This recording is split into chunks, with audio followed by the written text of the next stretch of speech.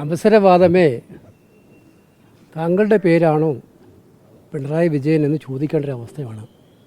പക്ഷേ ഇത്രയേറെ യാഥാർത്ഥ്യങ്ങളെ മറച്ചു പിടിച്ച് ചരിത്രത്തെ വളച്ചൊടിച്ച് തൻ്റെ പാർട്ടി സെക്രട്ടറി നടത്തിയ ഒരു പ്രസ്താവനയെ വളച്ചൊടിക്കാൻ മുഖ്യമന്ത്രി നടത്തിയ ശ്രമം അദ്ദേഹത്തെ തന്നെ അപഹാസ്യനാക്കുകയാണ്. CPM-ൻ്റെ പൂർവ്വകാല ചരിത്രം അറിയുന്ന എല്ലാവർക്കും അറിയാം ഈ കാര്യങ്ങൾ എന്തൊക്കെയായിരുന്നു. എന്തുകൊണ്ടാണ് സുന്ദരയ്യ രാജിവെച്ചത്?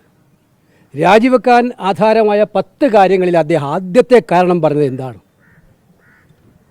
CPM-ൻ്റെ ജനസംഘവുമായും RSS-ഉമായുള്ള ബന്ധം പാർട്ടി കേന്ദ്ര കമ്മിറ്റിയിലെ ഭൂരിപക്ഷം ആളുകളും ആഗ്രഹിക്കുന്നത് പാർട്ടിയെ കരുത്ത നാശത്തിലേക്ക് നയിക്കും. അതുകൊണ്ട് രാജിവെക്കാൻ ആഗ്രഹിക്കുന്നതാണ് അദ്ദേഹത്തിൻ്റെ സുന്ദരയ്യയുടെ പ്രസ്താവന തന്നെ.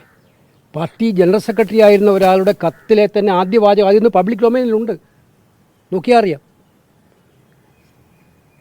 സാക്ഷാൽ പിണറായി വിജയൻ തന്നെ 77 മത്സരിച്ചത് ആരുടെ പിന്തുണയോടുകൂടിയായിരുന്നു? അതേ MLA ആയത് കൂത്തുപറമ്പിൽ. അതിനവർ പുതിയ പേര് പറഞ്ഞത് ജനതാ പാർട്ടിയായിരുന്നു. ജനസംഘവും എല്ലാം കൂടി ജനതാ പാർട്ടി അദ്വാനിയും വാജ്പേയിയും തന്നെയല്ലേ അന്ന് ജനതാ പാർട്ടിയുടെ നേതാക്കന്മാരിൽ പ്രധാനികൾ.